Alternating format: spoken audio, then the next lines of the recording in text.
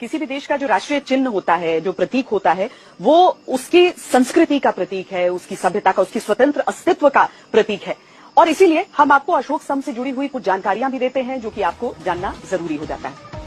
अशोक स्तंभ संवैधानिक रूप से भारत सरकार ने 26 जनवरी 1950 को इसे राष्ट्रीय चिन्ह के तौर पर अपनाया था, क्योंकि इसे शासन, संस्कृति और शांति का सबसे बड़ा प्रतीक माना गया था। लेकिन आपको यह जानकर आश्चर्य होगा कि इसे अपनाने के पीछे सैकड़ों वर्षों का लंबा इतिहास छिपा हुआ है। और इसे समझने के लिए आपको 273 ईसा पूर्व के कालखंड में चलना होगा, जब भारतवर्ष में मौर्य वंश के तीसरे राजा सम्राट अशोक का शासन था।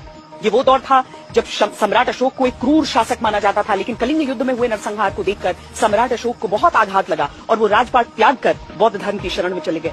इसके बाद बौद्ध धर्म के प्रचार में सम्राट अशोक ने देश भर में इसके प्रतीकों के रूप में चारों दिशाओं में गर्जना करते 4 शेरों की आकृति वाले स्तंभ का निर्माण करवाया। शेरों को शामिल करने के पीछे ये प्रमाण मिलता है कि भगवान बुद्ध को सिंह का पर्याय माना जाता है। बुद्ध के 100 नामों में से शाक्य सिंह, नरसिंह नाम का उल्लेख मिलता है। इसके अलावा सारनाथ में दिए गए भगवान बुद्ध के धम्म उपदेश को सिंह गर्जना भी कहते हैं। इसीलिए बौद्ध धर्म के प्रचार के लिए शेरों की आकृति को महत्व दिया गया। यही कारण है कि सम्राट अशोक ने सारनाथ में ऐसा ही स्तंभ बनवाया, जिसे अशोक स्तंभ कहा जाता है। यही भारत के राष्ट्रीय प्रतीक के रूप में आजादी के बाद अपनाया गया। अशोक स्तंभ से जुड़ा एक विचित्र तथ्य ये भी है कि इसमें 4 शेरों को दर्शाने के बावजूद 3 ही शेर दिखाई देते हैं। गोलाकार आकृति के कारण किसी भी दिशा से देखने के बाद भी एक शेर दिखाई नहीं